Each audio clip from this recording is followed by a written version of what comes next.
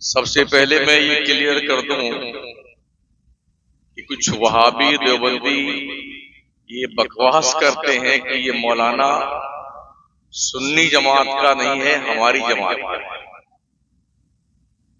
उन बेहुदों को ये पता नहीं है कि मैं मसलकी आला हजरत का एक जिम्मेदार मुबल्लिग हूं।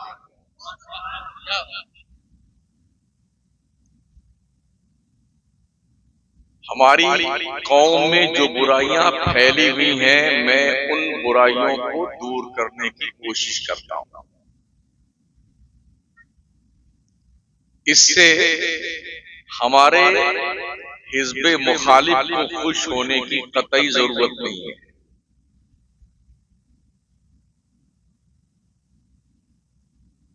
अहले सुन्नत वल जमात का तबका ही अहले जन्नत का तबका है।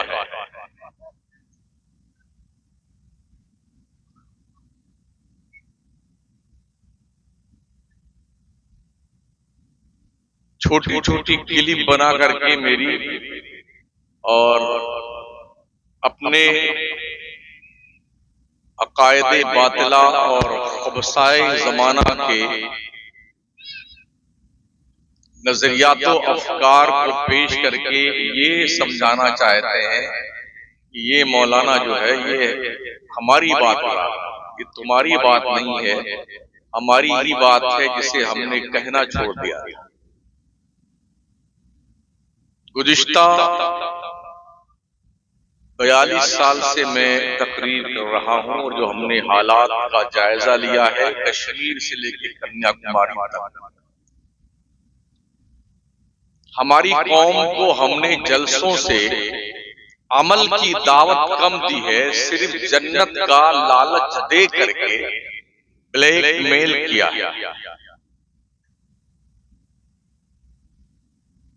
बस ये पढ़ लो तुम्हें जन्नत मिल जाएगी, ये वजीफा पढ़ लो जन्नत में पहुंच जाओगे, और एक बार सुभान अल्लाह कह दो जन्नत में 10 पेड़ लग जाएंगे। ये सब ठीक है, फजीलत अपनी जगह पर है, लेकिन क्या ये वजीफा हजरत अबू बकर को नहीं मालूम? वो रात रात भर इबादत करके अल्लाह के दरबार में क्यों रोते थे? क्या हजरत उमर को ये वजीफे पता नहीं थे जो आज 1400 साल के बाद हमारे पास आए? इतना रोते थे फारूक आजम के उनके गाल पर आंसू बहते बहते नाली बन गई। उस्मान ज़ुन्नुरैन मौलाए कायनात, करबला के शुहदा और दूसरे असहाबे रसूल, औलियाए किराम, बुजुर्गाने दीन, इनका क्या मिशन था? क्यों रात रात भर रोते थे अल्लाह की जनाब?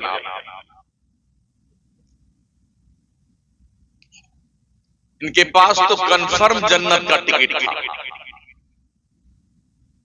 हमारे पास सिर्फ वेटिंग लिस्ट का टिकट है। इतने खुश हैं लगता है कि कंफर्म हो गया।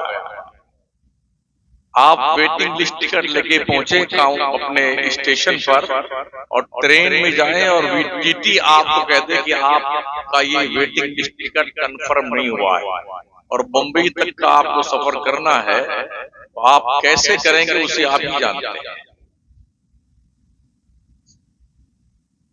तो वेटिंग लिस्ट टिकट लेकर के बैठने वालों, कैसे तुम्हें यकीन हो गया कि तुम ही जन्नत में जाओगे? ये तो उस वक्त पता चलेगा जब मरोगे, ईमान पर खात्मा होगा, तब कंफर्मेशन होगा कि तुम जन्नत में गए। अभी तो हम भी जिंदा हैं, आप भी जिंदा हैं। अल्लाह ने फरमाया फमन ज़ुज़िहा अनिन नार व उदखिलल जन्नत फ़क़द फ़ाज़, जो दोज़ख से बचाकर जन्नत में डाल दिया गया वो कामयाब। ईमान पर खात्मा होगा तभी आपको जन्नत में जाने का चांस मिलेगा, और ईमान पे खात्मा ना हुआ तो सीधे जहन्नम में ढकेल दिए जाओगे। ये गारंटी किसी के पास नहीं, ना हमारे पास में है ना आपके पास में। इसलिए मरते दम तक अपने ईमान की फिक्र करते रहो और अमल के मैदान में अल्लाह रसूल ने जो फरमाया है उसकी ताबेदारी करते रहो।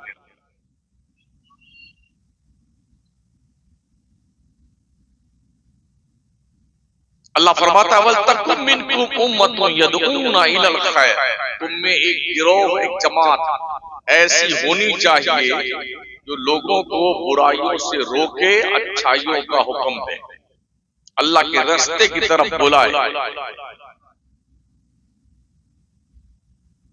आज जो हमारे यहां है तरीका, उसूल, ज़ाब्ता, मुल्क के तूलो अर्ज में सालाना हम सुन्नियों के लाखों जलसे होते हैं और इतनी तकरीरें होती हैं, लेकिन फिर भी आप किसी भी सुन्नी मस्जिद में जाएं तो नमाजी बराए नाम मिलते हैं। तो क्या नमाज वहाबियों पे फर्ज है? नमाज तो सुन्नियों तुम पे फर्ज है, तुम नमाज क्यों नहीं पढ़ते?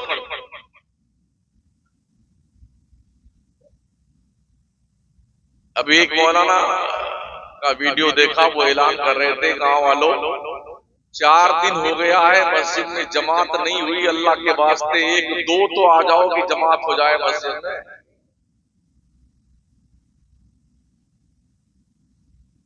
मेरे नबी पूरी रात क्यों रोते थे?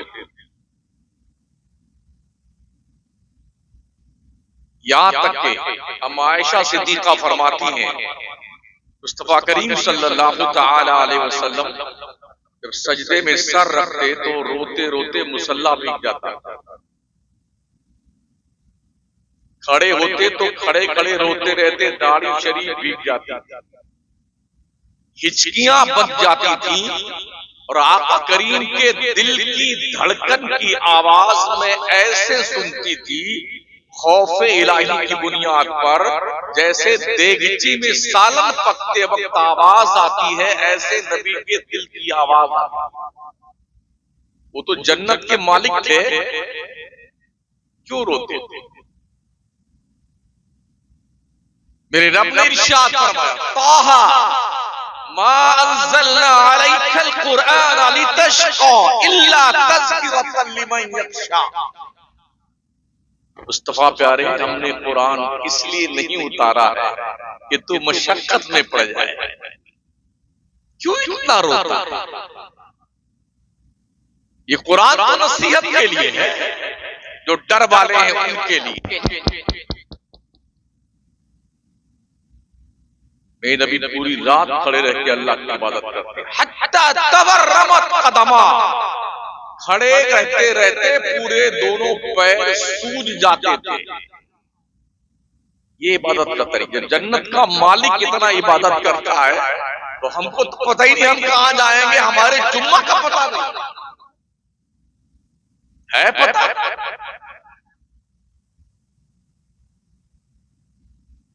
मेरे रब ने इरशाद फरमाया या अय्युहल मुज़म्मिल कुमिल लैला इल्ला कलीलन निस्फहु अव इंकुस मिनहु कलीला औ ज़िद अलैहि वरत्तिलिल कुरआन तरतीला।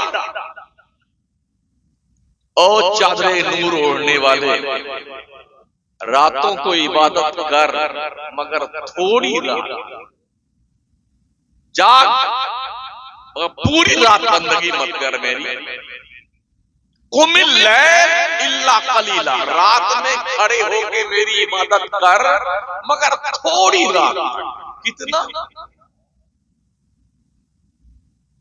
निस्फहु, आधी रात तक, अमीन कुछ या उससे कुछ कम, औज़िद अलैहि या थोड़ा ज्यादा, वरत्तिलिल कुरआन तरतीला, कुरान मुस्तफा ठहर ठहर के पढ़ा। आज तक मुझे भी हो गया लगभग 45 साल से नमाज में पढ़ रहा हूं और 40 साल से पढ़ा रहा हूं। अब तक एक भी इंफॉर्मेशन नहीं आई कि शमसुद्दीन थोड़ी नमाज कम पढ़ा कर, न किसी अमीरी जमात के पास आई है न किसी फकीर जमात के पास आई। ये मुस्तफा करीम का स्पेशली मकाम है। अल्लाह फरमाता महबूब ज्यादा देर तक मेरी बंदगी मत कर। क्यों? इसलिए अल्लाह फरमाता इन्ना लका फिन नहारी सबहन तवीला, ए मुस्तफा तो दिन में बहुत सारे काम करता है, थक जाता है, तो देर तक मेरी बंदगी मत कर, सो लिया कर। ये महबूब है, महबूब, और महबूब के नाज उठाए जाते हैं। अल्लाह खुद फरमाता अल्लज़ी यराका हीना तक़ूम, ओ प्यारे मुस्तफा तू जिस वक्त खड़ा होता है तेरा अल्लाह सिर्फ तुझको देखता है, सिर्फ तुझको देखता है। वैसे भी दुनिया में महबूब के सिवा कोई चीज है देखने के लायक? मेरे मुस्तफा रब के वो महबूब है कि अल्लाह फरमाता मुस्तफा तू जिस वक्त खड़ा होता है तेरा अल्लाह सिर्फ तुझे देखता है। वतक़ल्लुबका फ़िस्साजिदीन, और जिस वक्त तू अपने अहबाब के साथ झुरमुट मार के मुझे सजदे कर रहा होता तब भी तेरा रब सिर्फ तुझको देखता है। अभी मेरे एक तकरीर का एक इक़्तिबास वीडियो की शक्ल में एक जनाब इरशाद साहब कुछ इरशाद फरमा रहे हैं। उम्मन मेरी तकरीर कौम की इस्लाह के लिए होती है, और हम सुन्नियों का जो हाल है वो किसी से छुपा और ढका हुआ नहीं। लाखों की तादाद में ऐसे सुन्नी हैं इस मुल्क में जो जिनका पीर भी नमाज नहीं पढ़ता है और मुरीद भी नमाज नहीं पढ़ता।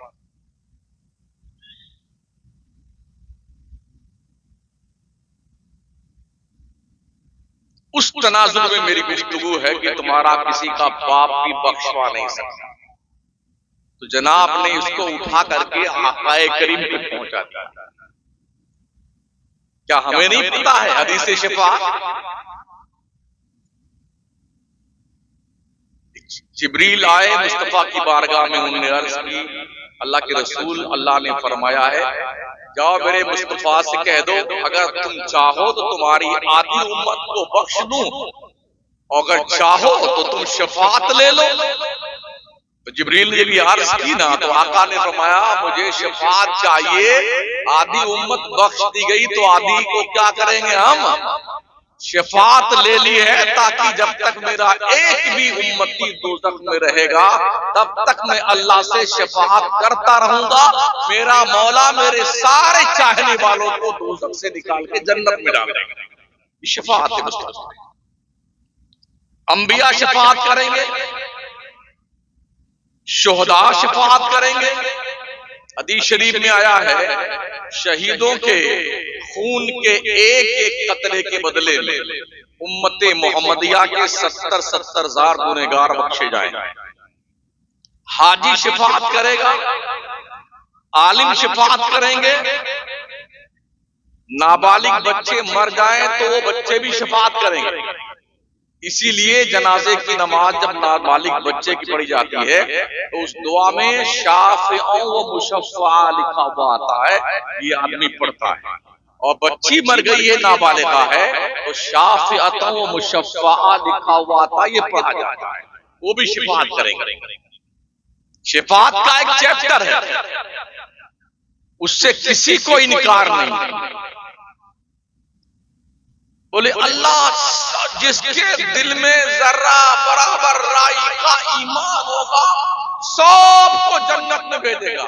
हमारा ईमान है इस पर, तो क्या अब नमाज पढ़नी बंद कर दी जाए? रोजा रखना बंद कर दिया जाए? जब अल्लाह बख्श ही देगा फिर क्या बात? चलो साहब नमाज छोड़ दो, रोजा छोड़ दो, हज छोड़ दो, ज़कात छोड़ दो, अंड संड जो चाहो वो करो, ला इलाहा इल्लल्लाह मोहम्मद रसूलुल्लाह पढ़ लिया तो जन्नत में जाना।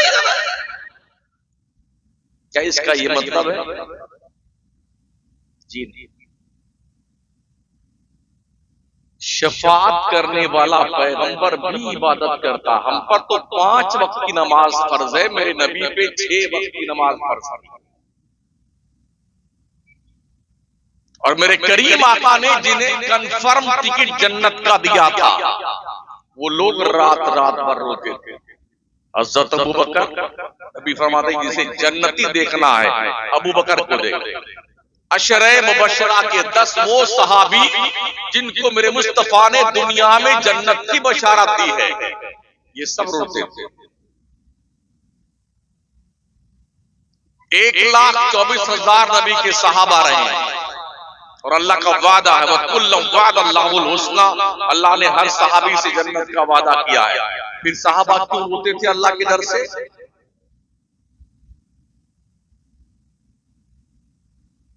कुछ लोगों को यह शौक चढ़ रहा है कि किसी की तकरीर पर कुछ अपनी तरफ से इरशाद फरमा करके हाईलाइट होना चाह रहा है। भाई हमसे पूछो ना, हमने क्यों कहा और किसके लिए कहा? क्या कोई मोमिन इसका इनकार कर सकता है कि नबी शफाअत नहीं करेंगे? हश्र के मैदान में जहां आदम से लेके ईसा अलैहिस्सलाम तक सारे लोग, कयामत तक के लोग जहां पर खड़े होंगे और अल्लाह से बात करने की किसी की हिम्मत ना होगी, उस मौके पे सबसे पहले शफाअत का दरवाजा खोल करके अपने उम्मत के लोगों को बख्शवा कर जन्नत में ले जाने का काम मेरा मुस्तफा करेगा। इसका कौन इनकार करेगा? अल्लाह फरमाता इन्नल्लाह यग़फ़िरु ज़ुनूबा जमीआ, बेशक अल्लाह सारे गुनाह माफ करता है। तो क्या आज के बाद आप छुट्टे सांड बन गए? मस्जिदों पे ताले लगा दिए जाए, नेकियों की तरगीब और तकलीफ जो तबलीग बंद कर दी जाए? इसका ये मतलब नहीं। अल्लाह ने अपने नबी को मुबश्शिर भी बनाया है, नज़ीर भी बनाया है। जन्नत की खुशखबरी भी सुनाओ और जहन्नम से मेरे बंदों को डराते भी रहो। खुदा का खौफ दिल में पैदा कीजिए, अल्लाह का डर दिल पे गालिब रखिए। मेन चीज तकवा और परहेजगारी है, अल्लाह से डरना। तो जो सुन्नी नमाज नहीं पढ़ता है, क्या अल्लाह से डरता है वो? मैं पूरे मुल्क की बात करता हूं, 85% से ज्यादा सुन्नी नमाज नहीं पढ़ता है। अल्लाह की रोजी 3 मरतबा खाएगा हलक के ऊपर, सुबह भी, दोपहर, शाम और दिन भर बकरियों की तरह समोसा, कचौड़ी, पकौड़ी और मिष्टी, दही और जमे क्या क्या ठूस के खाता रहेगा। ओ अल्लाह के रोजी को खा करके खुदा की बगावत करने वालों, नाफरमानो, तुमने शर्म नहीं आती है?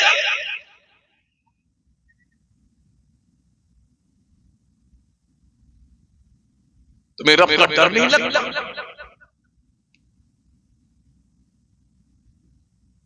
अल्लाह फरमाता है इन्ना अंज़लनाहु अज़ाबन क़रीबा, कुरान की पूरी आयत, हम बेशक तुम्हें उस अजाब से डरा रहे हैं जो बहुत करीब है आने वाला। तो करम फरमा इरशाद साहब, मुफ्ती साहब भी हैं कहीं के हैं, मुझसे पूछे बगैर उन्होंने सुलह कुल्ली का की सनद भी मुझे दे दी। हाँ, यूट्यूब पर जो है अभी चल रहा बहुत ज्यादा सुलह कुल्ली, और बोले अगर हमको ये ना होता तो हम ये कहते तेरी दोज़ख से तो कुछ छीना नहीं, खुल्द में पहुंचा रजा तो फिर तुझको क्या। हमको समझाते हो मसला की आला क्या है? मैं मुफ्ती आज़म हिंद का मुरीद हूं, आला हज़रत की साहबजादे का मुरीद हूं। मेरे सारे बच्चे सरकार का जो शरिया के मुरीद हैं। हम पूरे मुल्क में सुन्नियत के दिफा के लिए बरसरे पैकार हैं। जब जरूरत पड़ती है तो हम बाज़ाब्ता तौर पर उनकी भी क्लास लगाते हैं जो नबी के गद्दार और दुश्मन। हम खामखा उनके नाम की माला नहीं जपते अपने जलसों में। ये पब्लिक सुन्नियों की है, स्टेज सुन्नी का है, सजावट सुन्नियों ने की, पैसा सुन्नी का, मैच सुन्नी का, सारे सुन्नी लोग बैठे। अब हम पूरी रात वहां भी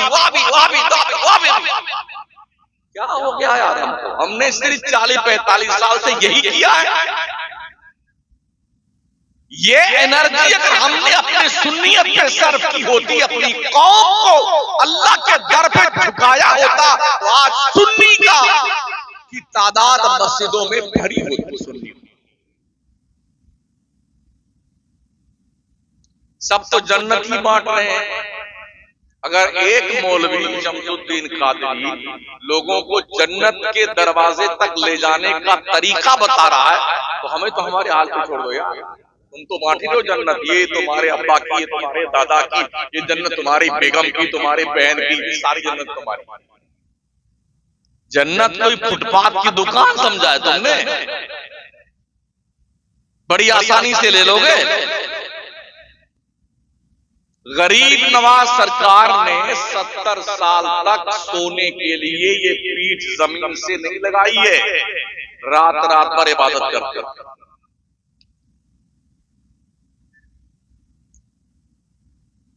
गौसे आजम पीराने पीर रोशन जमीर शेख अब्दुल कादिर जिलानी ने 40 साल तक इशा के वजू से फजर की नमाज अदा की। कहां बैठे हैं?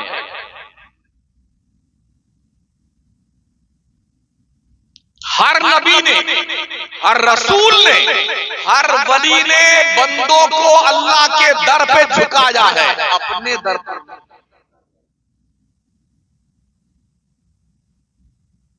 आज हालत यह है कि तुम हमारे मुरीद बन जाओ, हम तुम्हारे पीर साहब हैं, बस हम भी मौज से तुम भी मौज से। ये पीरी मुरीदी का कॉन्सेप्ट नहीं है। पीर वो है जो कौम के दिल को साफ करे और सर को खुदा के दहलीज पे झुका दे, उसे पीर कहते हैं। अब तो औरतें भी पीर बन गई है ना। हाँ, इतनी बड़ी बड़ी दाढ़ी वाले औरतों से मुरीद हो रहे हैं।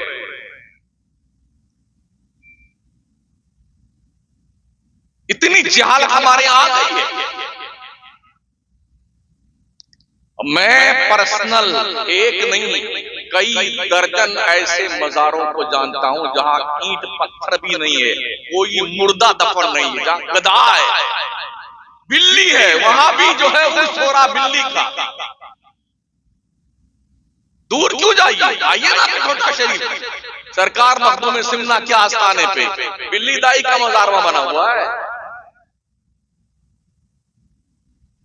और बाज़ाब्ता वहां यह अकीदा बताया जाता है, वहां भी मुजव्वर बैठा हुआ है, जिसको दमा का मर्ज है तो ये बिल्ली अम्मा ठीक करके अस्पताल बंद कर दिए जाए।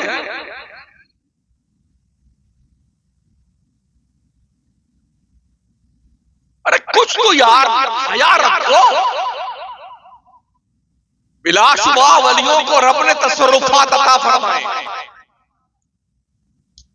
मैं यही जब कहता हूं क्या मुझे बता दो आप, गौसे पाक ने अपने पीर का ऐसा उर्स किया था जैसा आज हो रहा है? गरीब नवाज ने क्या अपने पीर का ऐसा उर्स किया था जैसे आज हो रहा है? ये बड़की दे गए, ये छुड़की दे गए, ये लंगर, ये भंडारा खाओ। अब जो जुलूस निकल रहा है वो कलंदर का जुलूस निकल रहा है, वो हिजड़ों का निकल रहा है, अब उनकी चादर आ रही है, अब नचनिए आ रहे हैं, यही सब रह गया बाजारों पे। और हैरत इस बात पर है, लोग सपोर्ट करते हैं इस खबीस ज़हनियत का। हम यही बोलते तो लोग कहते हैं वहाबियों की बोली बोल रहा है। मुझे बता दो सुन्नियों की ये बोली कहां से है? कहां लिखा है कि औरतें मजार पे जाएं? मेरे मुस्तफा के मजार मुकद्दस के अलावा किसी भी मजार पर औरतों को जाने की इजाजत नहीं है। इमाम अहले सुन्नत ने बाज़ाब्ता तौर पर ये हदीस नक़्ल फरमाई, लानल्लाहु अला ज़ायरातिल क़ुबूर, कब्रों की ज़ियारत करने जाने वाली औरतों पे अल्लाह की लानत है।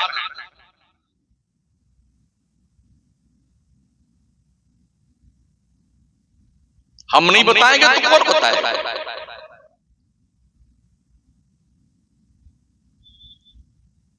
एक मजार देखा, उस मजार के ऊपर इतना मोटा मोटा डंडा लटकाया हुआ है। बराई सिंह तो भी गए हैं, बोले सोटा वाले 25-30 सोटा लटक रहा है। ये क्या भाई, क्या थिंकिंग है ये? अल्लाह वालों ने तो जिंदगियां खपा दी रब को राजी करने के लिए, तुमने उनके किरदार को तमाशा बना के रखा हुआ है। वहां भी जाए चूल्हे बाढ़ में उसकी ऐसी तैसी, हमें क्या करना वहां भी ऐसे। पर मुझे बताओ कहां पर सुन्नियत में ये आता है?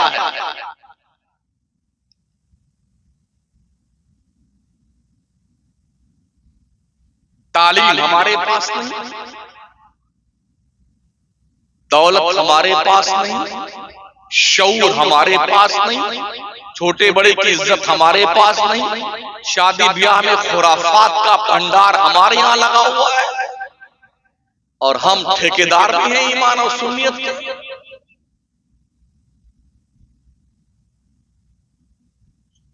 ये बेचारे धंधा कर रहे थे, हजार रुपए, 50 रुपए, 10 रुपए, 5 रुपए, ये जरूरत पड़ती है मदरसों के लिए। सारी एनर्जी घंटा 1.5 घंटा उस बंदे खुदा ने सर्फ की तुमसे पैसा वसूलने के लिए कि मदरसे के लिए चंदा दो।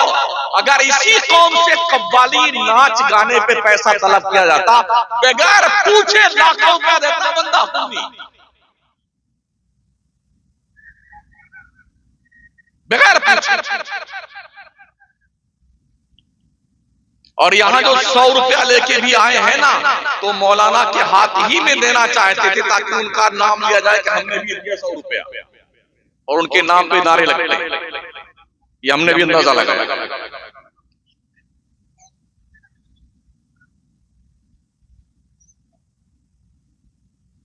गैरों का जो माबूदाने बातिल के इबादत गाहें हैं, बिरादरान वतन के एक आदमी 1 करोड़ रुपया मंदिर बनाने में देता है, 2 करोड़ 2.5 करोड़। इसलिए बता रहा हूं, हम जिस शहर में रहते हैं मकराना में, पूरी दुनिया के भगवान वहीं बनाए जाते हैं। छोटे बड़े मजले, 1 पाव के, 2 पाव के, 2 किलो के, 10 किलो के, 100 किलो के, सब वही बनते हैं, फिर बेचे जाते हैं। और बनाने वाले सब मुसलमान हैं, ठीक है। वहां पर अपने बातिल मजहबो नजरियात के पैरोकार जो लोग हैं वो करोड़ों करोड़ों रुपए देते हैं। और कभी ऐसा भी हमने देखा है कि लाइन में लगे हैं कि अभी हमारे पास पैसा आ गया, अब आप वेटिंग लिस्ट में हैं, अगली बार देखेंगे। और हमारे यहाँ गला सूख गया बेचारा मौलाना हमारा, चिल्ला चिल्ला के नारा लगा करके सुभान अल्लाह कह करके आपकी पूरी नस्ल को जन्नत में पहुंचा के तब 500 रुपए मिला है।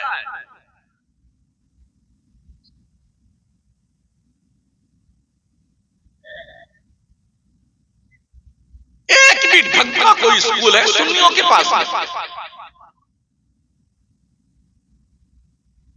अपने बच्चों को डॉक्टर बनाइए, इंजीनियर बनाइए, लॉयर बनाइए, IAS ऑफिसर बनाइए, IPS बनाइए, RS बनाइए, अपनी बेटियों को डॉक्टर बनाइए।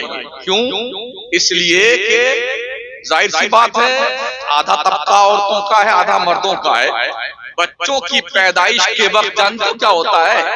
औरतें नंगी होती हैं अस्पताल में, जहां पर गैर मुस्लिम या मर्द डॉक्टर होता है, वो आकर के मादरजाद नंगा करके औरत को देखता है। कम से कम तुम्हारी बेटी मुस्लिम कौम की डॉक्टर रहेगी, इतना तो लिहाज होगा कि आपके बहन बेटी का वो पर्दा तो महफूज रखेगी।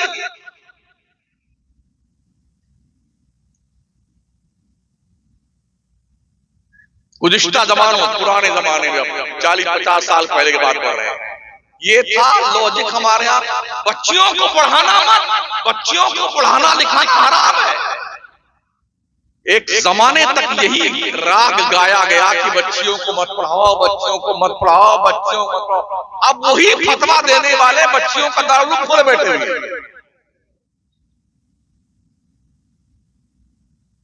आज क्या हो गया?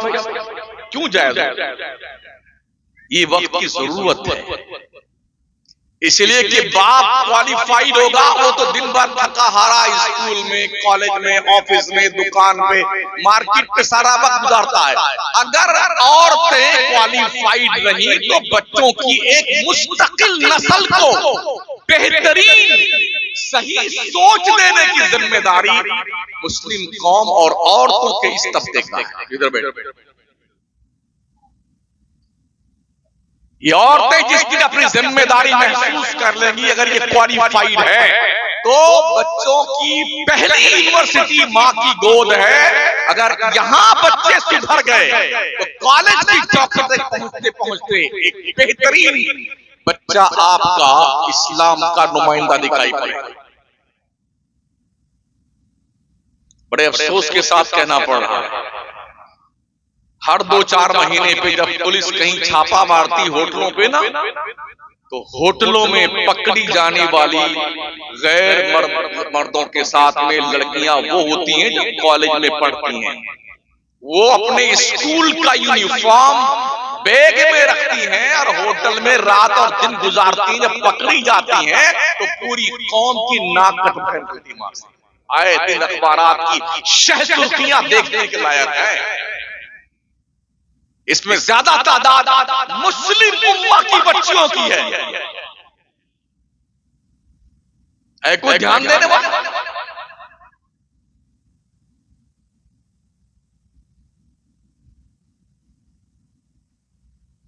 हमने मुल्की पैमाने पर सिर्फ एक दानिशगाह जो मारहरा शरीफ की है, वहां के पीराने तरीकत को और उनकी तकरीरों को, उनके एक्टिविटीज को देखा। उनका एक ही कहना है, आधी रोटी खाओ, बच्चों को पढ़ाओ।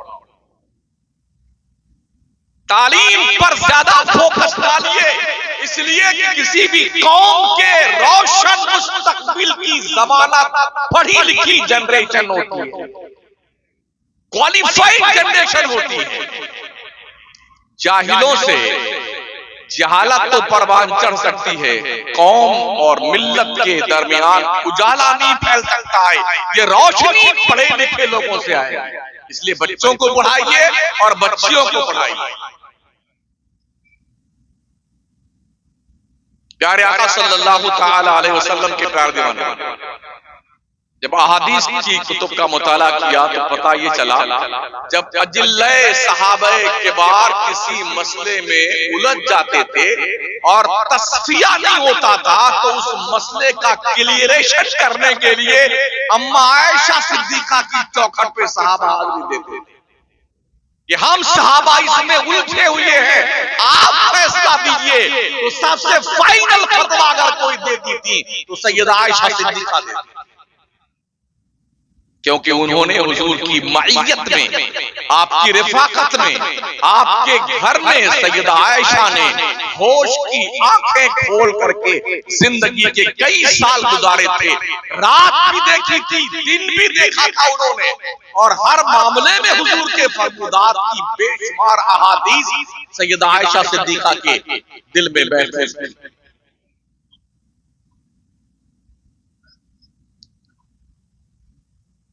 अभी आपने देखा होगा, आपके इसी गालिबन वेस्ट बंगाल का ही मामला है। एक बंदा है, नौजवान बच्चा, अभी जल्दी पढ़ के पारिवारिक हुआ है स्कूल से, उसने एक दिन ऐलान किया था, हम हर मुसलमान से 100 रुपया चाहते हैं कॉलेज बनाने के लिए। 7 दिन में 7 करोड़ रुपए मुसलमानों ने दिए और उसने कॉलेज बनाया है, वली रहमानी ने। 7 दिन में 7 करोड़ से कहते हैं।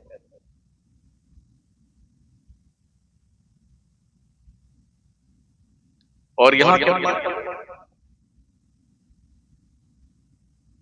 कुल 20 यानी 1.5 घंटे का पसीना बहाने के बाद, गला फाड़ने के बाद, जन्नत का लालच दे दे करके कि पूरे खानदान जाएंगे, इसको बेगम को भी साथ में लेके जाओ और उधर से उनको फिर जाओ अपनी बेगम के पास, फिर 500 रुपया लेके आओ।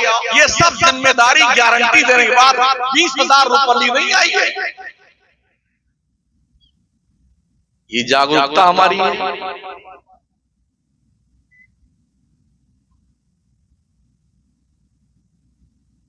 बिल्कुल न्याज कीजिए, फातिहा कीजिए। 50 रुपए की चीज में भी फातिहा लगती है, 10 रुपए की चीज भी फातिहा लगती है। ये जो 10-10, 50-50 दे 11वीं में 12वीं में खिचड़े में खर्च करते हो ना, इसी पैसे को इकट्ठा करके इमाम हुसैन के नाम बजाय खिचड़ा खिलाने के हुसैनी इंस्टीट्यूट कायम कर दो, जहां बच्चे पढ़ लिख करके हुसैनी किरदार के हामिल बने।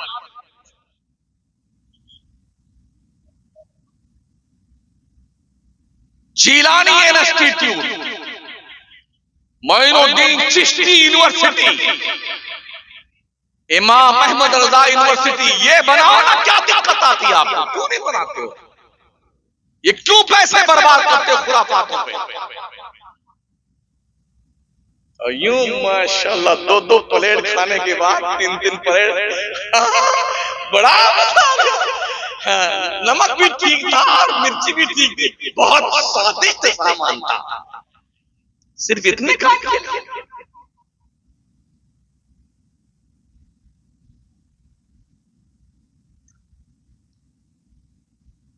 हमारी तकरीरें करंट इश्यूज पे होती है। थम्स अप पिलाना हमें शुगर के मरीजों को नहीं आता है।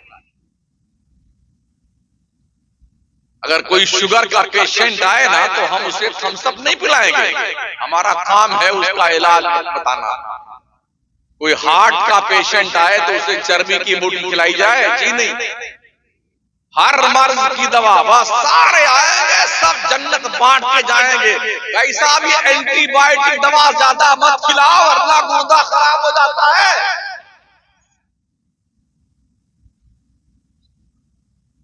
जलसे कराओ, हर आलिम को उन्वान दो कि जनाब अल्लामा महोदय आपको इस उन्वान पे तकरीर करनी है और तैयारी करके आना। 1 घंटा, 1.25 घंटा। अगर वो उस उन्वान पे तकरीर ना करे तो बीच तकरीर में रोक दो, भाई साहब तकरीर बंद कीजिए, आज हम तकरीर में एक किराया लीजिए, अपने घर तशरीफ ले जाए। जिस दिन से हमारी कौम के अंदर ये बेदारी पैदा हो गई तो हमारी कौम के लोगों को बहुत अच्छे अच्छे मसाइल सीखने को मिलेंगे। अलग अलग उन्वान पे, अलग अलग टॉपिक पे, अलग अलग अंदाज में आपको दीन की बातें बताई जाएंगी और लोग जिम्मेदाराना गुफ्तगू करेंगे। और जो लोग मेहनत नहीं करेंगे वो इस स्टेज से भाग करके कोई धंधा पानी सब्जी बेचेगा करेंगे। इसलिए कमेटियों को एक्टिव होने की जरूरत है। हम जहां भी जाते हैं ना तो जैसे मेरे नाम का पोस्टर छपता है तो सबसे पहले कमेटियों के पास फोन आना शुरू, अरे किसको बुला रहे हो?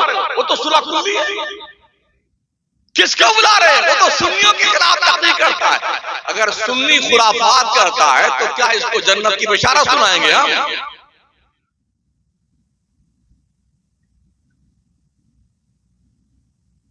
बताऊं मैं आपको, ये पिछले साल से पहले साल हजरत सुभानी मियां साहब किबला ने ऐलान फरमाया था कि आला हजरत के आस्ताने पर हुजूर मुफ्ती आजम हिंद के मजार पर कोई चादर नहीं चढ़ाएगा।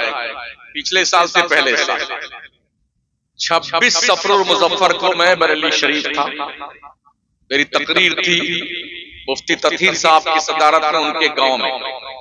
मैं बरेली शरीफ हाजिर हुआ, आस्ताने पे फातिहा वगैरह पढ़ के लौटा। इस्लामिया इंटर कॉलेज के दीवार से लग करके मुफ्ती आजम हिंद के कई मुरीदों की दुकानें हैं, वहां बैठे रहे। तो हजरत ने मना फरमाया। मैंने जायजा लिया कि दरगाह शरीफ क्षेत्र में रजा नगर सौदागरान मोहल्ले में किसी दुकान पर चादर नहीं दिखी मुझे, मगर हमारी कौम के नौजवान गुंडे बदमाश मवाली टपोरी टाइप के सुन्नी इधर इस जलसा हो रहा है इस्लामिया इंटर कॉलेज के अंदर। उलमा खिताब फरमा रहे उर्से रजा की तारीख में 25 सफर मुजफ्फर को, और उसके बगल के सड़क पर कम से कम 3 घंटा जाम किया सड़क। नौजवानों ने डीजे लगा करके चादर का जुलूस निकाला बगावत करने के लिए। हमको क्यों रोका गया चादर चढ़ाने से? शर्ट उतार करके यूं नचा रहे थे और डांस कर रहे थे। पिछले साल से पहले साल की बात है।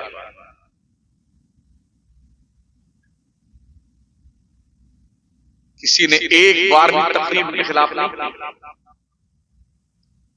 जुर्म हम करें तो भी जुर्म ही है, कोई अल्लामा खतीब साहब करे तो भी जुर्म है, कोई पीर करे तो भी जुर्म है। ऐसा नहीं कि सिर्फ गरीब करे तो जुर्म है और अमीर करे तो जुर्म नहीं है। हालांकि अभी जो मुल्क का हाल यही है, गरीब कोई मच्छर मार दे तो कातिल कहलाता है और सियासतदान चाहे 7 खून कर दे तो उसे माफ कर दिया जाता है। यही है ना।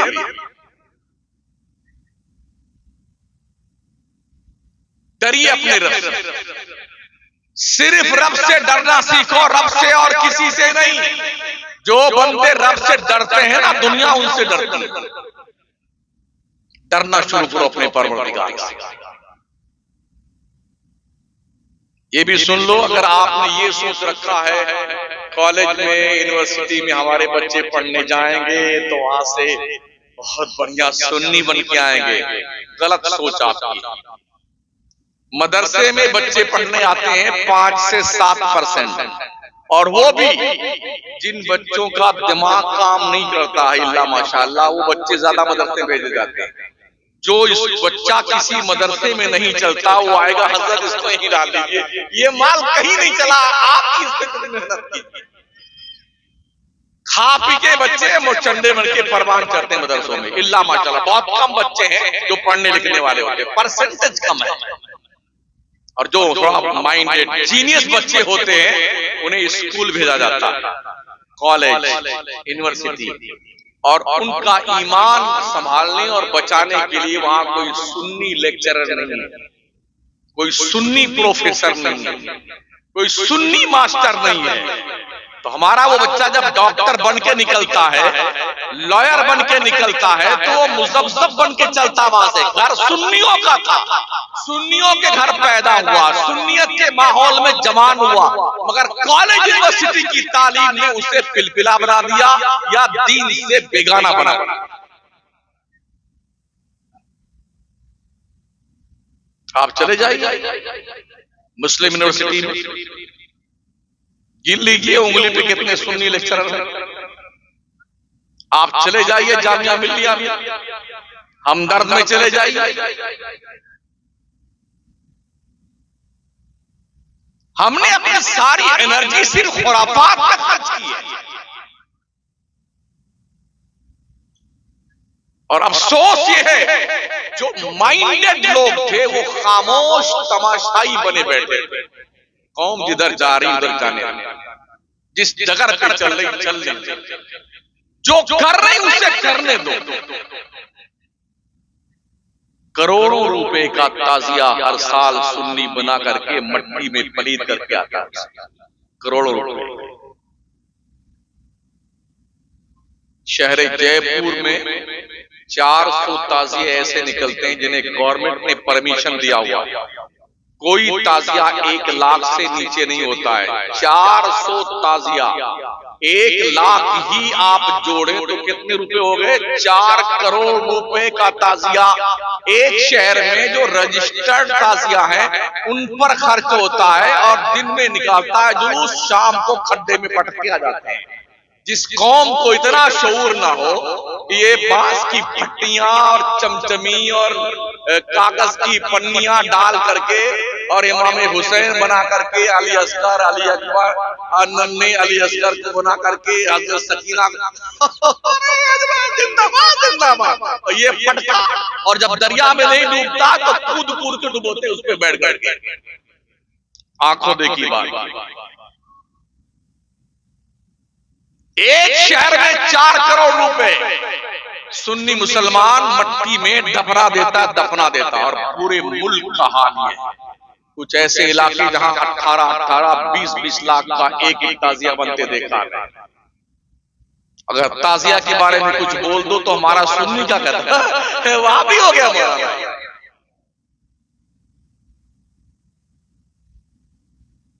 मुझे अफसोस है यार, इमाम हुसैन शहीद होते होते करबला में अल्लाह की इबादत करते हुए, सजदा करते हुए शहीद हुए। और सुन्नियों, तुम्हें इमाम हुसैन का सजदा क्यों याद नहीं आता? तुम्हें ताजिया याद आता है? 3 दिन से भूखे और प्यासे हैं, मगर सजदा किसी का कज़ा नहीं हुआ है। तुम्हें ये क्यों नहीं याद आता? शादी का मौका आ जाए ना किसी घर में, इल्ला माशाअल्लाह, तो नमाजें, बहुत बिजी हो गए, नमाज छूट रही तो छूटने दो, ये काम हो जाना चाहिए। कोई मरा गया ना तो वहां भी नमाजें खाया, अच्छे अच्छे नमाजों को देखा। और अल्लाह रहम फरमाए हमारी कौम पर। आजकल की शादियों के हालात तो ऐसे हैं कि लगता ही नहीं कि मुसलमान की शादी। हमारी बच्चियां, हमारी बहनें, हमारी माएं दुपट्टा गायब करते थे। बाल खुला रखने का एक नया फैशन देखा मैंने 2-4 साल से। एकदम सारे बाल खुले रहते हैं, दुपट्टा गायब, पतले पतले कपड़े पहने जाते हैं, और पूरे महफिल में, शादी के स्टेज से लेके नीचे तक ये भुतनिया और चुड़ैलें चारों तरफ हमलावर रहती हैं। क्या इनके बाप मर गए? क्या इनके भाइयों का इंतकाल हो गया है? क्या इनके शौहरों के जनाजे उठ गए हैं? ओ मुस्लिम उम्मा की औरतों, क्या तुम्हें पता नहीं सैयदा फातिमा ज़हरा औरतों के जन्नत में जाने की कमांडर इन चीफ है? जिनका चेहरा न देखा मोह मेहर ने, उस रिदाए मुज़ाहत पे लाखों सलाम। सारी दुनिया की मुस्लिम औरतें सैयदा फातिमा ज़हरा की क़यादत में जन्नत में जाएंगी। अगर सैयदा फातिमा ज़हरा ने पूछ लिया तुमने पर्दे का एहतराम नहीं किया था, तुम्हारे पास क्या जवाब?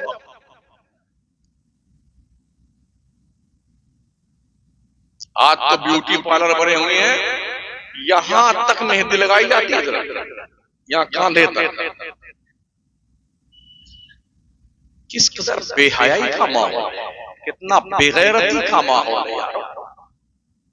आज के 25-30 साल पहले क्या औरतें, लड़कियां दुल्हन नहीं बनती थी?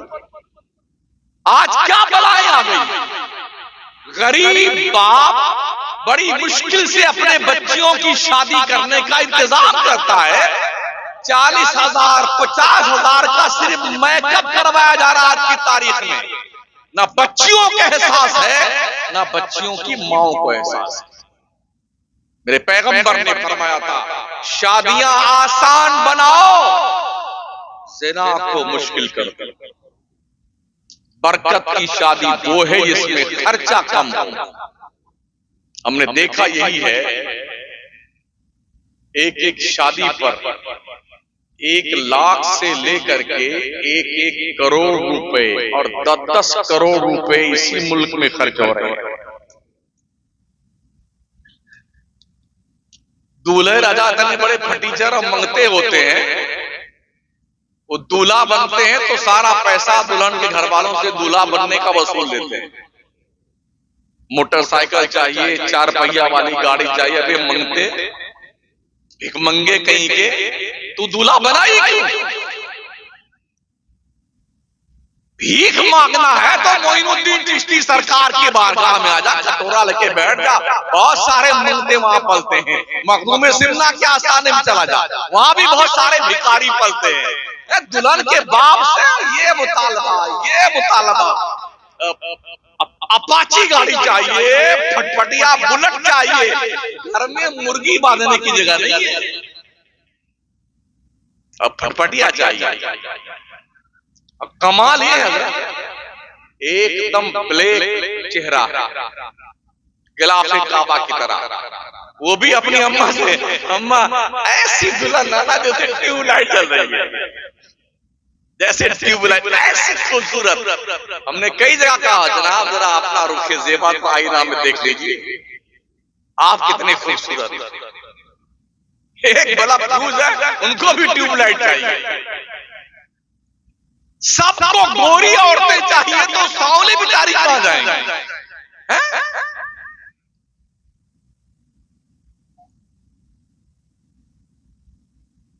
अगर एक बाप जिसकी आमदनी पर डे सिर्फ 500 रुपए है, मुझे बताओ वो घर का खर्चा चलाए या अपनी बेटी का दूल्हा बनने वाले शख्स के मंगते के लिए फटफटिया का इंतजाम करे। हमारे इन स्टेजों से इसका मुतालबा बहुत कम होता है। ये हमारी कौम का सबसे बड़ा नासूर मिल्लत का कैंसर है, जिसके अंदर जूझ रही है पूरी सुन्नियत।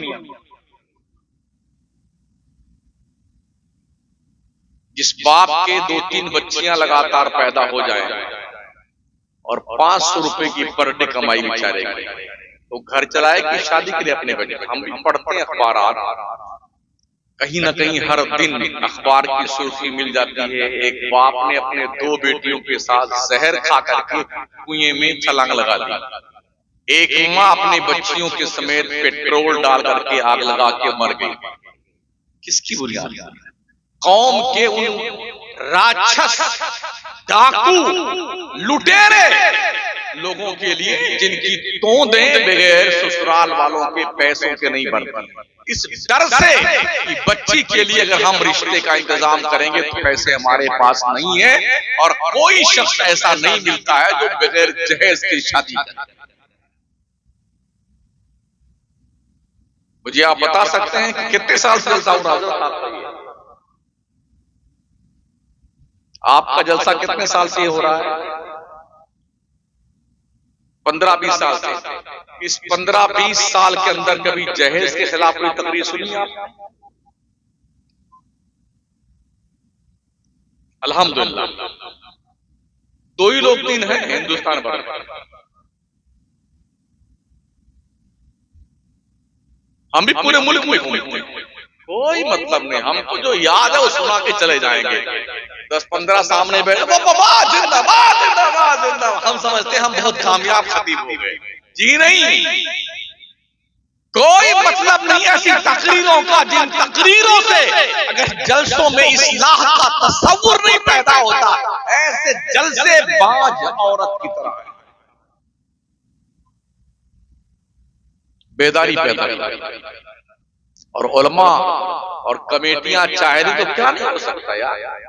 अल्लाह का शुक्र है हम उलमाए किराम ने मकरानी शहर में और कौम की जिम्मेदार कमेटियों ने मिलकर के वो कदम लगाया।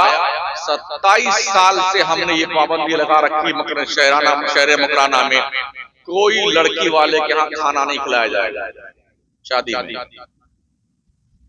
जी, शादियां होंगी लड़कियों की, खाना नहीं मिलेगा बराबर। चाय पीजिए, शरबत पीजिए, निकाह पढ़ाइए, चुपचाप अपने घर जाइए, वलीमा कर लेना दूसरे दिन। लड़कियों के यहाँ खाना नहीं। सामूहिक विवाह हो रहा है राजस्थान भर में, हिंदुओं में भी मुसलमानों में भी। बहुत कम पैसे ले जा रहे हैं, कहीं कहीं तो 1-1 रुपया लेकर के 100-100 बच्चों की शादियां करवाई जाती है एक पंडाल के लिए। कोई खर्चा नहीं है। घर बसाना चाहिए। औरतों के अंदर अल्लाह ने बरकत रखी है। अगर आप शादियां आसान बनाए तो जो औरत आपके घर में आएगी अल्लाह की तरफ से बरकत लेके आएगी। ये अहद कीजिए कि मुझे अपने लाडले शहजादे की शादी में कोई जहेज का सामान लेना ही नहीं है। यह अहद।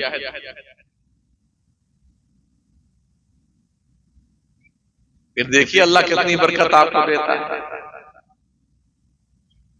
शादी ब्याह तो ये इंसानी जिंदगी की जरूरत है ना। अकेले तो सिर्फ अल्लाह ही अच्छा लगता है। ला रहबानियत फिल इस्लाम, पैगंबर फरमाते हैं इस्लाम में जोगीपन नहीं है। जी हम तो अकेले रहेंगे, हम शादी नहीं करेंगे। कई लोग हैं हमारे मुल्क में अब तक कुंवारे, बुढ़ा गए,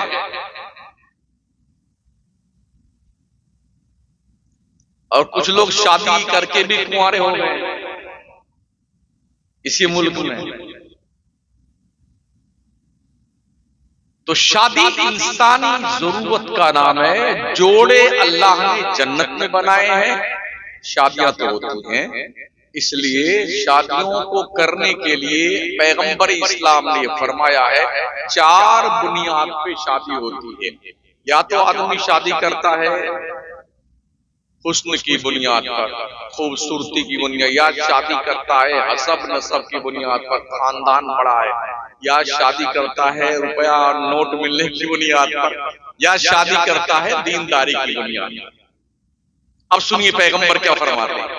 जो इसलिए शादी करते हैं कि बहुत खूबसूरत औरत मिलेगी, फरमाया पे पैगंबर ने ये हुस्न ज्यादा दिन तक नहीं रहता है, ढल जाता है।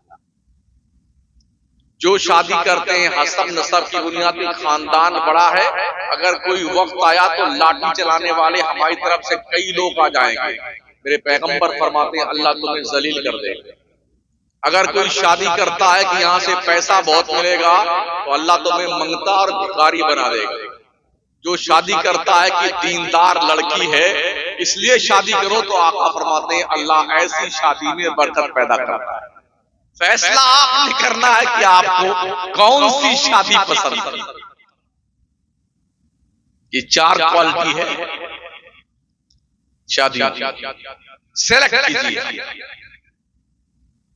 जिन्होंने अब तक शादियां नहीं की हैं लड़कों ने, और जल्दी है कोई शादी का उनका नंबर आने वाला है, तो उनसे मेरी गुजारिश है अगर तुम्हारे अब्बा अम्मा नहीं मानते हैं कि जहेज तो हम लेंगे ही, तो जैसे कल शादी है तो आज ही रात में टिकट कटा के चुपके से बंबई भाग जाना।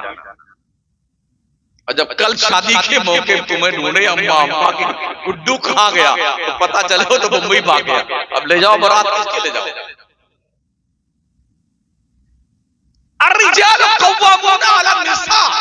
रब फरमाता मर्द औरतों पे हाकिम है। हाकिम इतना मंगता तो नहीं होता, भिखारी तो नहीं होता है, कल्लाश तो नहीं होता है। कितना बड़ा फटीचर है, पहली रात में जाता है अपने बेगम के कमरे, जरा मेहरबान कर। अबे बेशरम, पहली रात में औरत के सामने हाथ जोड़े खड़ा हुआ है। जब तुझे इतना भी नहीं देना आता तो शादी करने क्यों चला था।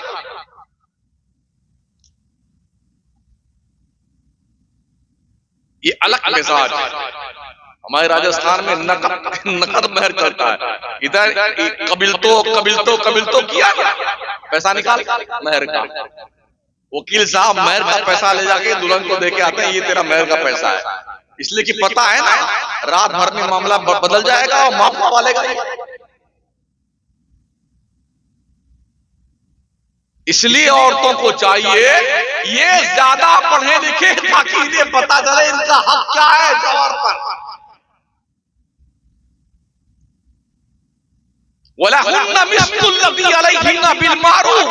जिस तरह से औरतों के ऊपर मर्दों के हक आते हैं, ऐसे ही औरतों के हक मर्दों पर भी आते हैं। क्योंकि औरत अपना हक जानती नहीं है तो मर्द लोग औरतों का ब्लैकमेल करते रहते हैं। यानी एक कॉन्सेप्ट है, औरत घर की गुलाम है। महोदय जी, औरत को इस्लाम ने गुलाम और कनीज नहीं बनाया है, औरत को इस्लाम ने घर की मलका बनाया और ये पावर दिया है। अगर बेटी पैदा हो बाप और माँ खुश होकर के परवरिश करें और इज्जत से शादी कर दे, तो मुस्तफा ने बेटी की परवरिश पर माँ बाप को जन्नत की बशारत दी। ये भी पैगंबर इस्लाम ने फरमाया। ओ बच्चों, चाहे अल्लामा हो, चाहे मुफ्ती साहब हो, चाहे पीर साहब हो, नबी फरमाते अल जन्नतु तहता अक़दामिल उम्महात, तुम्हारी जन्नत तुम्हारे माओ के कदमों के नीचे रख दी गई।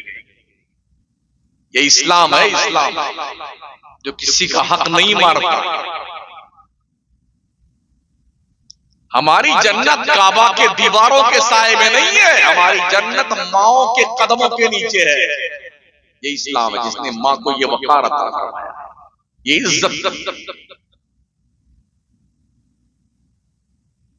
सोचिए और 100 बार सोचिए। गुजरात के एक इलाके में तकरीर कर रहा था, मैंने कहा औरतों को ये हक है, अगर औरतों को उनके शौहर उनका खर्चा नहीं देते हैं तो जब गुड्डू के पापा घर आकर के अपनी पैंट बुशर्ट उतार करके टांग दें तो चुपके से उनकी जेब से अपने खर्चे का पैसा निकाल लिया गया। जी, ये चोरी में नहीं आता है, ये तुम्हारा हक है। ये मसला बता के हम आ गए तो एक हफ्ते के बाद खून पे खून, अरे हजरत क्या मसला बता दिया, पूरी जेब खाली हो जाती है। हमने और ना खर्चा दो औरतों को। कहा लिखा हुआ, हमने कहा जब कादी साहब निकाह पढ़ाते हैं तो क्या कहते हैं, फलाना बिनते फलां को आपके निकाह में दिया जिसका मेहर नक़द या उधार नानो नफका के साथ में इतना है। ये नान और नफका क्या है, रोटी और खर्चे का पैसा है महोदय जी, ये दिया कीजिए बीवियों को, वरना ऐसे पैसे तुम्हारे साफ होते रहेंगे। औरतों को चाहिए वो तालीम हासिल करें ताकि इनका हक कसब न किया जाए शौहरों की तरफ।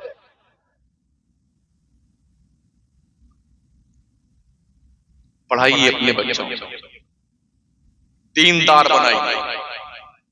बगैर दीन का इल्म हासिल किए आप खुदा की इबादत भी ढंग से नहीं कर सकते। हमने बचपन से सुना, अरे पुलिस की भर्ती मत करना, पुलिस में मत जाना, पुलिस और फौज में मत जाना, और ये ठीक नहीं है, कीड़े पड़ जाते हैं, इनकी कमाई हराम है। आज एहसास हो रहा है कि अगर पुलिस में हमारे मुस्लिम लोग भर्ती हुए होते तो ये जुल्म जो आज हम पे हो रहा है इतना तो नहीं होता। एक जमाने से ये लोन लेना हराम, लोन लेना हराम, लोन लेना हराम, नतीजा ये हुआ कि आज पूरे मुल्क में करोड़पति अरबपति मुसलमानों में इक्का दुक्का मिलेंगे, इसलिए कि लोन लेना हराम। एक जमाने तक यही फतवे दिए गए, लोन लेना हराम, लोन लेना हराम। गैरों ने करोड़ों करोड़ों रुपए लगा के फैक्ट्रियां कायम की और आज बड़े बड़े मील के बड़ी बड़ी फैक्ट्रियों के मालिक बने बैठे। मुसलमान इक्का दुक्का। आज अब दारुल इफ्ता में मुफ्ती अब फतवा लिखता है, जरूरत की बुनियाद पर लोन लिया जा सकता। भाई साहब यही पहले फरमा दिया होता तो क्या होगा। आपके पास फर्ज कीजिए 1 करोड़ रुपए कोई फैक्ट्री कायम करना चाहते हैं, क्या आप बगैर लोन लिए हुए फैक्ट्री कायम कर सकते हैं? आप 4 व्हीलर गाड़ी खरीदने जाएं, क्या कैश दे करके आप गाड़ी लेके आ सकते हैं? इतना जांच प्रक्रिया में लगा देंगे, उल्टे रहोगे मुर्गा की तरह। बैंक से लोन लेकर के फिर आप फैक्ट्री कायम कीजिए, करोड़ों और अरबों रुपए की फैक्ट्री लगाइए ना, क्या दिक्कत आती? हमें पूरे भारत में कश्मीर से कन्याकुमारी तक ऐसे 10 लोग भी अब तक नहीं मिले जिनके पास 100-200 मुसलमान या मजदूर काम करता। कितना गरीब मुसलमान। आज की तारीख में अगर किसी जेल में 1000 लोग बंद हैं तो 900 मुसलमान हैं, सिर्फ 100 दूसरे बिरादरी के हैं। 900 मुसलमान जेल में। अगर यकीन नहीं आता है, अभी अक्षरधाम पे हमला हुआ था कोई 37-38 साल पहले, कई मुसलमान तकरीबन 37 या 38 मुसलमानों को गिरफ्तार किया था। 37 साल बाद 2 साल पहले फैसला दिया जज साहब ने, बाइज्जत बरी किए जाते हैं, इनका कोई कसूर नहीं मिला। तो 37 साल तुमने घास छीला है, घास मुसलमान के तुमने 37 साल बर्बाद कर दिए कि इसकी तबाही, इसकी जिंदगी खत्म हो गई। जो कमाई के दिन थे, जो लाइफ बनाने का दिन था, वो जेल में सड़ा दिया। आज भी मोहम्मद खालिद उमर नाम का बच्चा कश्मीर का, कितने बच्चे हैं दिल्ली की जेल में सड़ रहे हैं, कसूर कोई नहीं। अभी पिछले साल मुंबई में तकरीबन 17 लोगों को 23 साल के बाद ये कहकर के हुकूमत महाराष्ट्र की हाई कोर्ट ने फैसला दिया इन मुसलमानों का कोई कसूर नहीं मिला, इसलिए बाइज्जत बरी किया जाता। भाई साहब, ये 23 साल तुमने क्यों बर्बाद किए? क्या हमारी हुकूमत इतनी गूंगी, बहरी और अंधी है? किसी का जुर्म साबित करने के लिए 23 साल लग जाते हैं? जी नहीं। एक मुनज़्ज़म प्लानिंग है, मुस्लिम कम्युनिटी के क्वालिफाइड ग्रेजुएट बच्चों को उठाओ, किसी न किसी जुर्म में इनको फंसा करके जेल में सड़ा दो, ताकि इस कौम का मुस्तकबिल चौपट हो जाए और बर्बाद हो जाए। क्या इस माहौल में आपकी जिम्मेदारी नहीं बनती कि आप पढ़िए?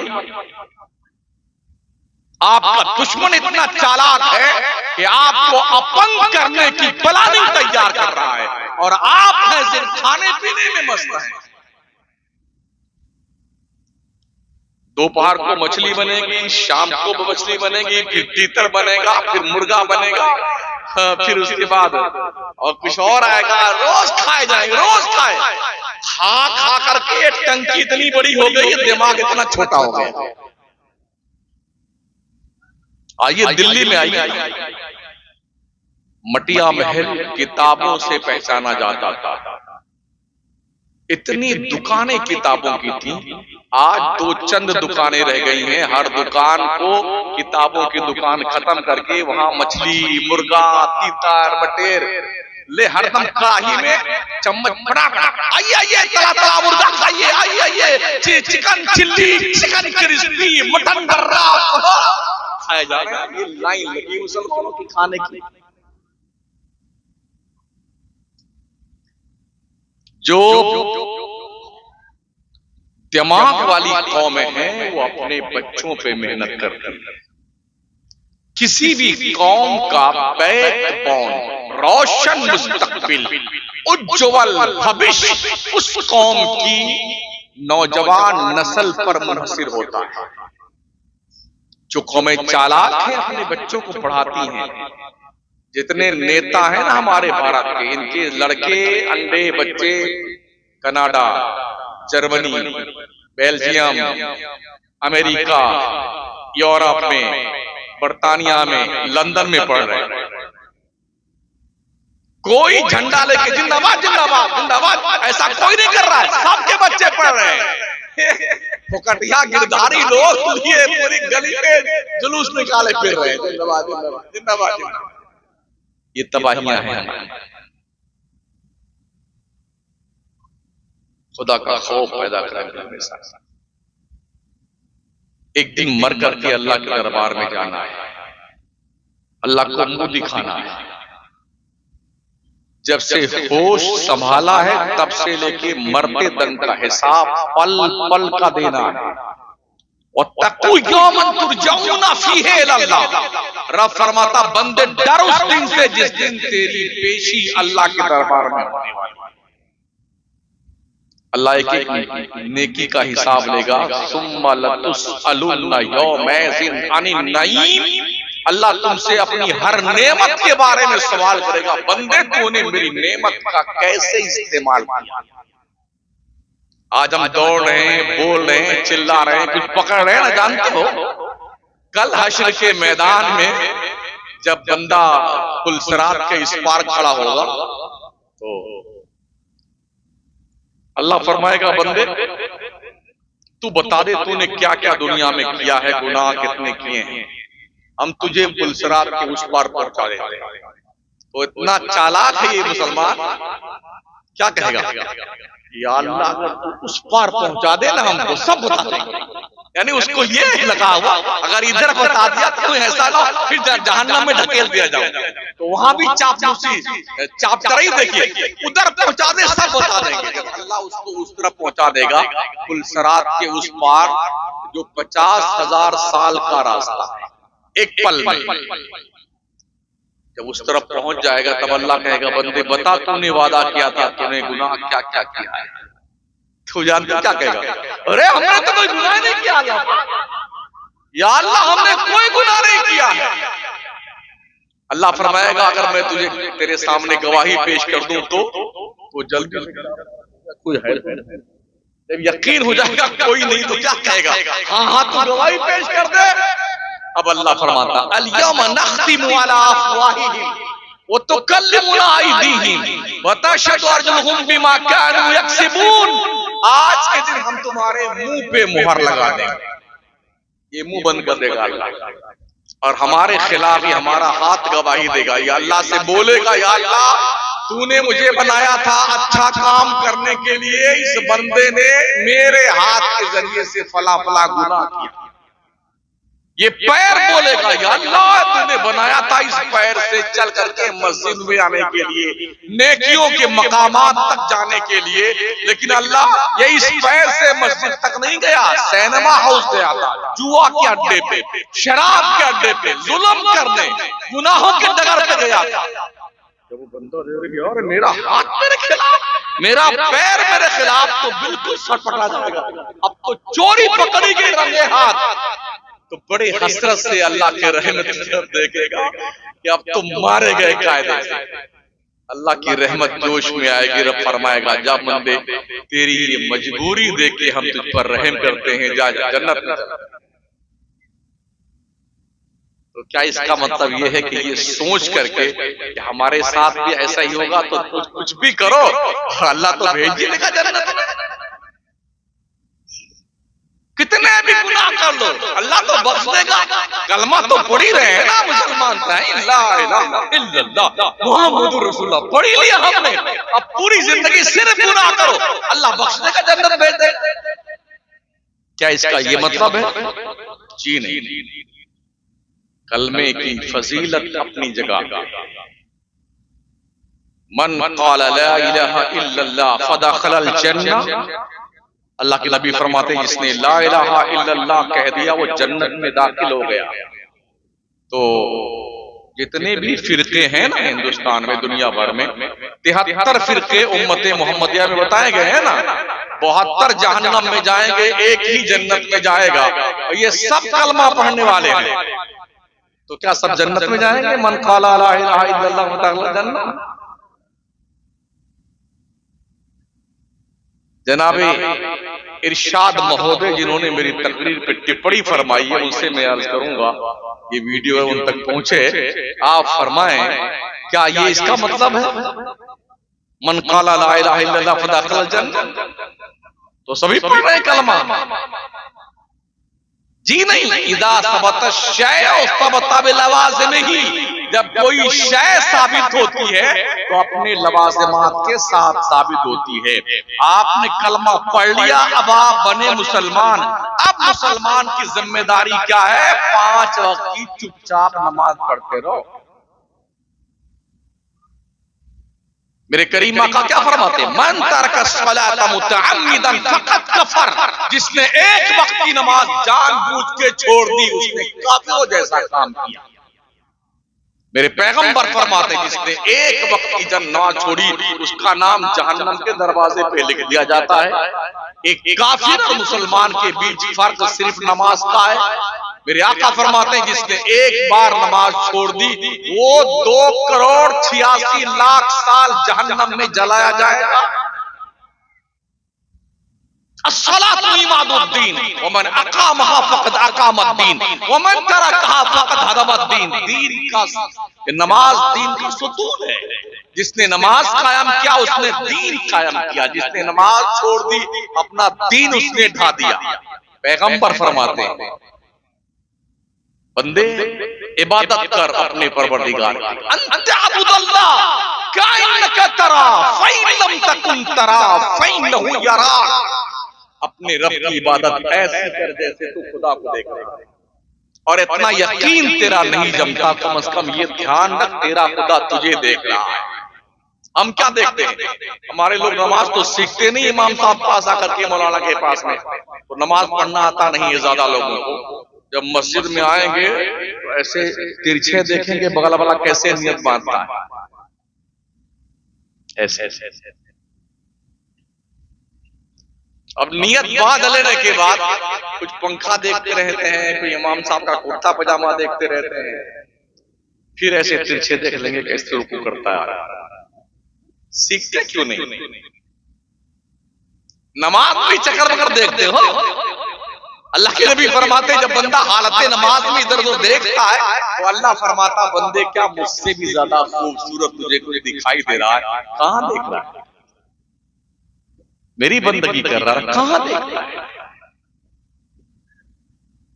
नमाज के लिए नियत बांधो तो वहां देखो जहां पर तुम सजदा के करते वक्त पेशानी टिकाते हो। जब रुकू में जाओ तो दोनों पैरों के बीच में देखो। जब तहियात में बैठते हो तो पेट की तरफ देखो। और सजदे में जाओ तो अपने नाक की तरफ देखो। कोई देखता है ना, कोई पूछता मौलाना साहब से आकर के कल का लौंडा है, इससे पूछने जाएंगे हमारी बड़ी बेइज्जती हो जाएगी। या तो बेइज्जती करवा लो या दीन सीख लो भाई साहब। अपने इमाम के पास किसी नमाज के वक्त आकर के बैठकर आधा घंटा दीन सीखा करो, दीन, ताकि कोई डाकू लुटेरा तुम्हें सुन्नियत के डगर से डगमगा ना सके। दीन सीखो, अकीदा सीखो, अमल सीखो। नमाज कैसे पढ़ी जाती है, नमाज में फराइज कितने हैं, शरात कितनी, नमाज के वाजिबात कितने, अल्लाह कैसे राजी होता है, ये तरीका सीखो इमाम से।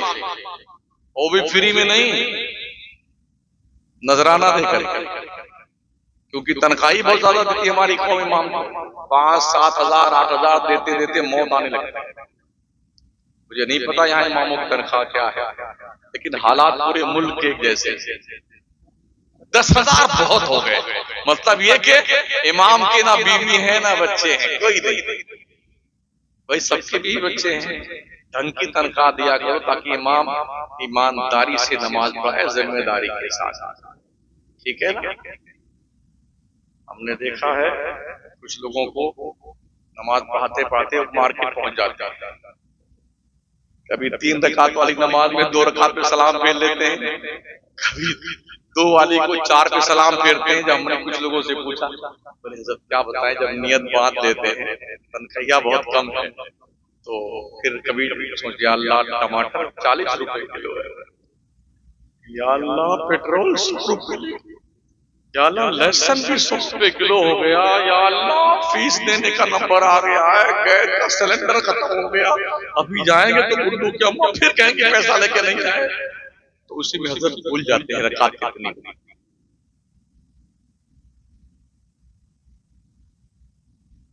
कभी 3 की 2 पे सलाम फेर दे, कभी 2 वाला 3 पे सलाम फेर दे।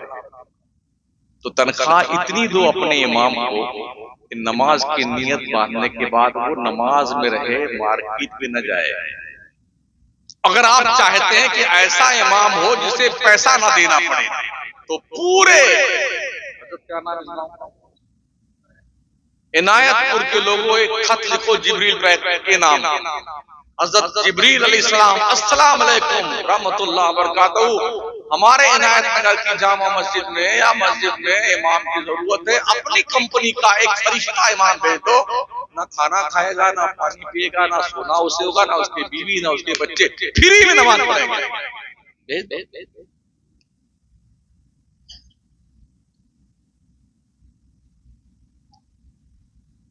माओ बहनों, अपनी बच्चियों से क्लोज होकर के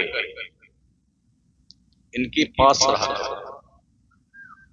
बापो, अपने बच्चों से क्लोज होकर के इनके पास रहा करो। इससे पहले कि कोई बदकिरदार दोस्त तुम्हारे बच्चे से दोस्ती गांठ करके उसके दिल पर गुनाहों की तहरीर लिखे, अपने बच्चे से क्लोज होकर के उसके दिल पर वफादारी मुस्तफा की तहरीर लिखे। तो माँ, तुम भी अपनी बच्चियों से क्लोज होकर के उसके दिल पर कनीज़े फातिमा की तहरीर लिखो। इससे पहले कि कोई बदकिरदार लड़की गर्लफ्रेंड बना करके, अपना दोस्त बना करके बदकिरदारी के डगर पे लगा दे आपके बच्चे। इन्हें बताओ अपनी बच्चियों को, तुम एक बाप का गुरूर हो, एक कौम का सरमाया हो। अगर तुम्हारे कदम लड़खड़ाए तो पूरी मिल्लत की नाक कट जाए। ये जिम्मेदारी माओ की है, बहनों।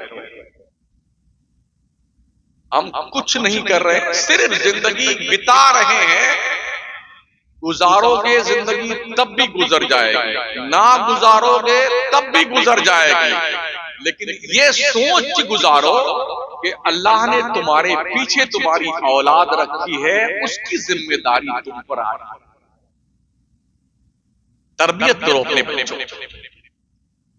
माओ बहनों, तुम अपने बच्चों की तरबियत करो। बाप कमाने जाए तो माएं घर में रह के बच्चों की तरबियत करें और परवरिश करें, ताकि आपका मुआशरा शिक्षित, क्वालिफाइड, परहेजगार मुआशरा हो। आज भी हो जो बराहीम साई माँ पैदा, आग कर सकती है अंदाजे गुलिस्तां पैदा। दारुल उलूम का चंदा था नहीं, यहाँ दारुल उलूम चलता है। कितनी पढ़ाई होती है, सिर्फ कम से कम मदरसों को इस मेयार का बनाया जाए कि हमारा बच्चा हाफिज बन के निकले तो 10वीं पास करके निकले, आलिम बन के निकले तो 12वीं पास करके निकले। कोई मुश्किल काम नहीं है ये।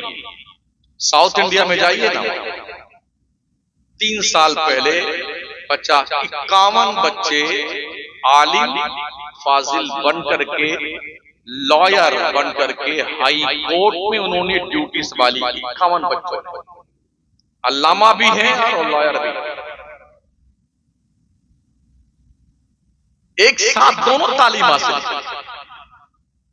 इसके लिए हमारे लोगों को थोड़ा साउथ इंडिया का सफर करना होगा, उनका सिलेबस देखना होगा, ये किस ढंग से बच्चों को तालीम देते हैं। लेकिन हमें फुर्सत कहाँ है। आज इनका उर्स है, कल हटीले बाबा का है, परसों दुकान कैबन शाह का है, तरसों बेलतरे के बाबा का है, उसके बाद नीम करे वाले बाबा का है, फिर वो नदी किनारे वाले बाबा का उर्स है।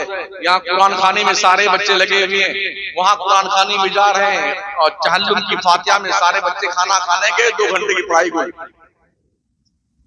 अगर ये बच्चे ना भेजे जाए किसी के बाप की फातिहा में, तो लोग मदरसे से नाराज हो जाते हैं, मदरसे को चंदा देना पड़ता है। पूरा जिस्म छलनी है, मरहम कहां कहां रखा जाए। बड़े अदब से आपसे अर्ज है, एकजुट रहना चाहिए। बात बात पर अपने ही भाइयों को सुलाकुल्ली और वहाबी और फला कहना बंद कर दीजिए। ये राइट आपको नहीं, जब तक तहकीक ना हो जाए कि वाकई में ये उस डगर पे चला गया। बहुत सारी बुराइयां हमारे मुआशरे में हैं जो यकीनन गलत हैं, और हमने उसे गले लगा रखा है। हर आदमी उड़ रहा है उसे देख करके, बोलता इसलिए नहीं है कि लोग कहेंगे वाह। जैसे मुझ पर फतवे लगते रहते हैं रोजाना, ये फलाना होगा, ये धमाका हो गया। इमाम अहले सुन्नत ने 4 बड़े बड़े दज्जालों पे जो कुफ्र का फतवा लगाया था ना, अशरफ अली थानवी, कासिम नानातवी, खालिद अहमद अम्बेटवी और रशीद गंगोई, ये 4 लाइन अरबा, इनके पास खत लिखे, तहकीक की है, और आपने फरमाया है इस आदत से, इस इबारत से बाज आ जाओ, इसे खत्म कर दो, इसको छापना बंद कर दो, इससे रुजू कर लो। जब लोग नहीं माने हैं, तब उसके बाद जाकर के कुफ्र का फतवा दिया है, वो भी हरमैन तैयबैन समेत सारे उलमा ने मिलकर दिया। और आज हर जुम्मन, नत्थू, खैराती, शुभराती सुलकुल्ली हो गया, वो वहाबी हो गया, वो देवबंदी हो गया। ये अधिकार किसने दिया? खुदा के लिए ये समझो, समझने की कोशिश करो। ये फरमाया गया है हदीस शरीफ में, अगर आपने किसी को वहाबी कहा, सुलकुल्ली कहा, काफिर कहा, और वो वाकई में वो नहीं है, तो कहने वाला वहाबी, देवबंदी या काफिर हो जाएगा। समझ रहे? एक डंडे से सबको मत हारो। मदरसे को और ज्यादा सक्षम बनाओ। ये 20,000 रुपए से मदरसा नहीं चलता है। कोई केक भी तशरीफ लाया है मदरसे में शायद, हाँ? अच्छा अच्छा, ये अंडे भी तशरीफ लाए। सुभान अल्लाह, क्या बात है। कितने बच्चे हैं? अंडे तो कम है, 5 ही हैं। 25 बच्चे हैं। अगर एक अंडे के भी 5-5 टुकड़े के जाए तो भी शायद हिस्सा ना बने। 25 बच्चे। कितनी गुर्बत पे हमारे मदरसे चल रहे हैं। लोगों के स्कूल भरे हुए हैं। हमारी कौम के लोग 5,000 8,000 रुपए महीने की फीस दे करके twinkle twinkle little star how I wonder what you are. बोले मेरा गुड्डू तो अंग्रेजी बोलना सीखे। मदरसे में बेटा 100 रुपया नहीं देता है और ट्विंकल ट्विंकल लिटिल स्टार सिखाने के लिए 6,000 रुपए। इतना बड़ा बस्ता है, पीठ पे लाद दिया अगर दोनों को तौला जाए तो उसकी किताबें उससे ज्यादा वजनी, चल नहीं पाता लेकर के। जिस वैन में बैठ के स्कूल जाता है ना 4 साल का गुड्डू, सुबह जल्दी उठाता है ऐसे, सोते सोते गिर जाता है वैन में। क्या खाक पड़ेगा स्कूल में? मतलब कि माए सोचती जाओ दिन भर तो छुट्टी हो गई, अब हम गप्पे लड़ाएंगे बैठ।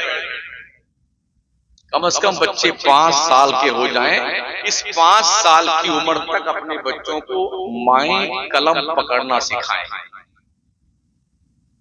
हम लोग भी पढ़े थे, जो हमारे उम्र के लोग, एक तख्ती होती थी लकड़ी की, उसी पे नकल, उसी पे इमला, उसी पे हिसाब, काली पोत पोत के यूं घुटाई कर करके पूरा कपड़ा कमबख्त काला काला हो जाता था। वो मेहनत की पढ़ाई हुई। आज इतनी कापियां हैं, इतनी बड़ी बड़ी, इतनी छोटी छोटी, इतनी छोटी छोटी, वास्तव में नहीं आती। और इतना पूरा भरा हुआ कलम का पूरा बक्सा है, इसको बेचारे को ना साफ करना नहीं आता। इतना सब लेके क्या करेगा स्कूल में? लाद दिया। यूनिफॉर्म बेच करके बेटे अलग से पैसा कमाते हैं, जूता मोजा बेच के अलग से पैसा कमाते हैं स्कूल वाले, किताबें बेच के अलग से कमाते हैं, फीस लेके अलग कमाते हैं, जो बस्ता होता है उसका पैसा अलग कमाते हैं, डोनेशन अलग लेते हैं, और फिर अलग अलग मौके पे आज ये है, आज ये है, आज बच्चों को खेल खिलाया जाएगा, ये पैसा अलग। कितनी खुशी से लोग पैसा देते हैं। लेकिन ये जो रसूलुल्लाह के मेहमान है ना, जब इनको देने की बारी आती है तो 1.5-2 घंटे की मशक्कत के बाद 20,000 रुपया और कुछ अंडे निकले।